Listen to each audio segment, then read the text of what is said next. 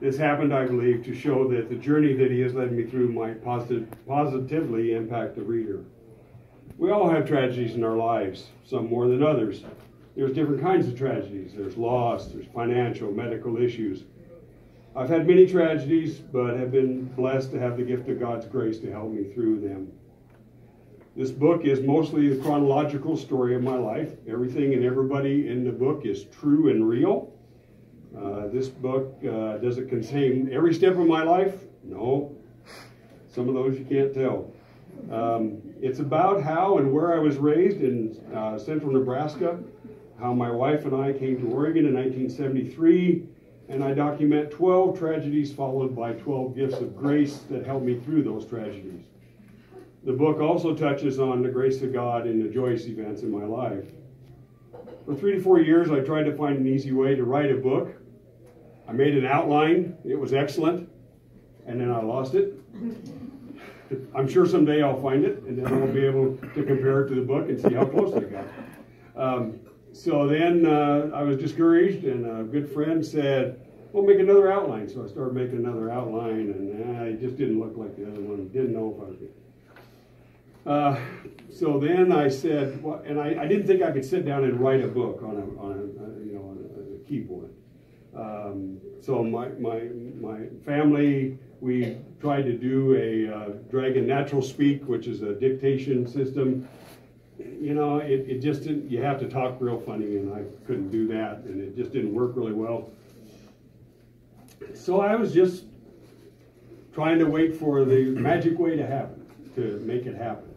And Easter Sunday of this year, I was in my house, kind of having my own little pity party, not having a good time.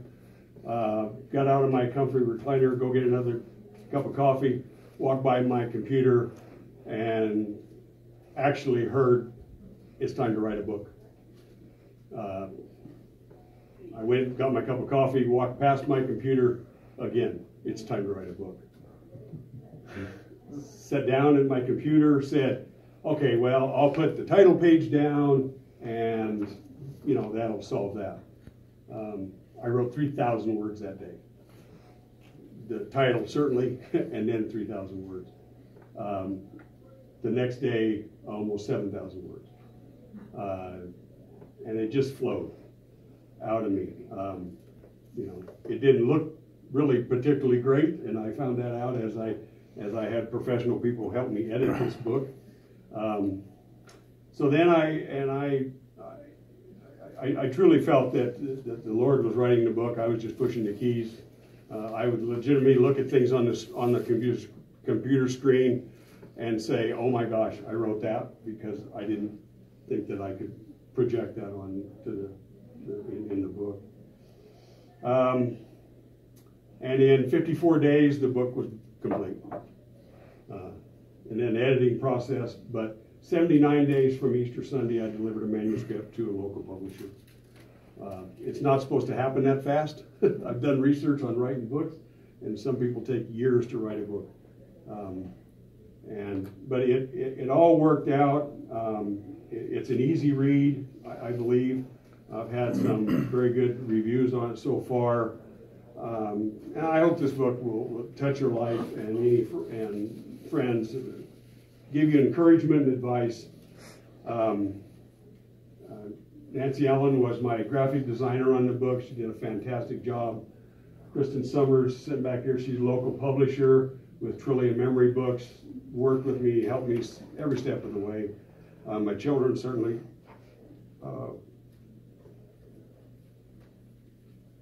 George Venn did one of my edits, local author. First time I gave him, the first time he saw anything was about the first half of the book. He edited it, gave it back to me, and I almost quit.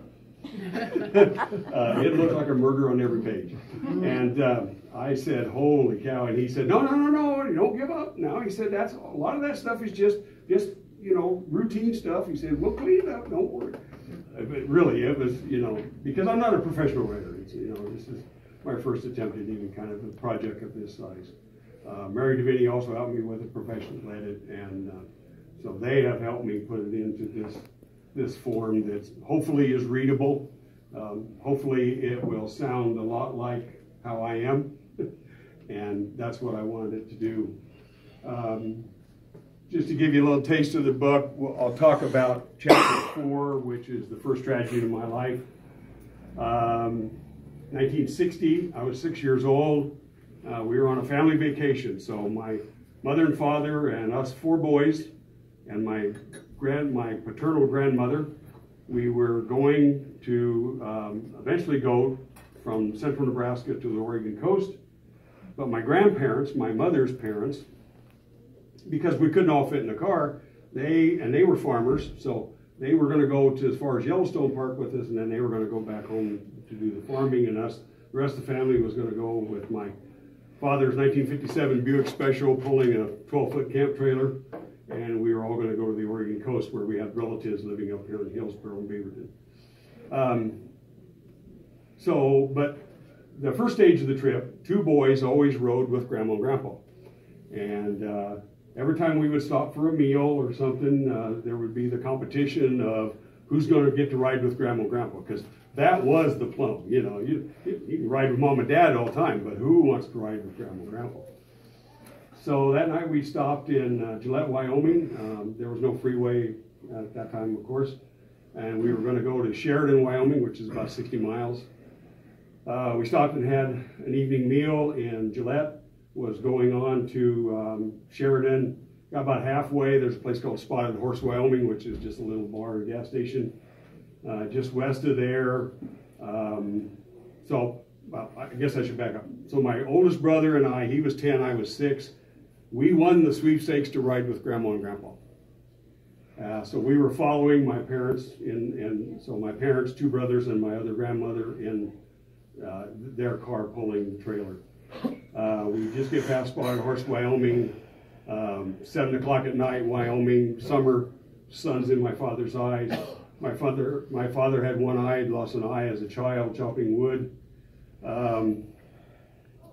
Truly accident, one thing after another. Anyway, my father crossed the center line by about 8 inches and hit an oncoming truck, farm truck, about headlight to headlight.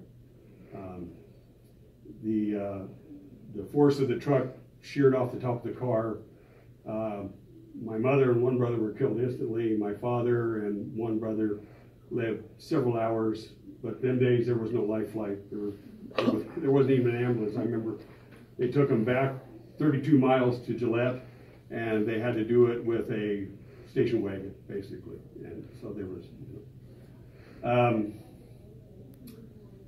my grandmother, who was in the car with them, had fallen asleep and had laid her head back on the back seat, and the whole carnage of ripping that top of that car off went right over the top of her, and she was uninjured. Miraculous is miraculous. So my brother and I are with my grandparents. We're right behind them. Amazingly enough, my subconscious at 6 allows me only to remember certain things. I don't remember the people who deceased, luckily, but I do remember my father. He was alive, and my brother and I were talking to him. So, your mind lets you remember those things. So I went from being a city kid. My father was a businessman, and I went from being a city kid to a farm kid, just like that. 6 years old, back to central Nebraska. My grandparents became legal guardian for my older brother and I, and gave us an amazing, amazing life. Raised on a farm ranch, 620 acres, fully self-sufficient farm ranch. Learned love of animals, love of land, learned a work ethic that has helped me in my entire life. So that was the first tragedy. There's a grace behind that. And people go, really? There's a grace? You lost, 3/4 of your family. Yes, but the grace was that I had these wonderful grandparents who took us in. And because my other grandmother was older, there was really no one else in the family that could have done that. And they were our only hope. And they took us in, and So that grace of God that helped all that happen. It took me a long time to see the grace in all this, because I always thought of it as this terrible thing that happened to our family. My brother, 4 years older than I, he remembers more than I do. He's had a struggle in his life a lot with that. But I believe that's because he has not had this grace that was given to me by the Lord to deal with this. And he has tried to deal with it in other ways. So that's what the premise of the book is about. And you'll see every step of the way through my life. And it's an interesting read. It's an easy read, 212 pages. All you readers here you'll whip right through it probably. But the reviews have been wonderful. So thank you for coming. I appreciate it.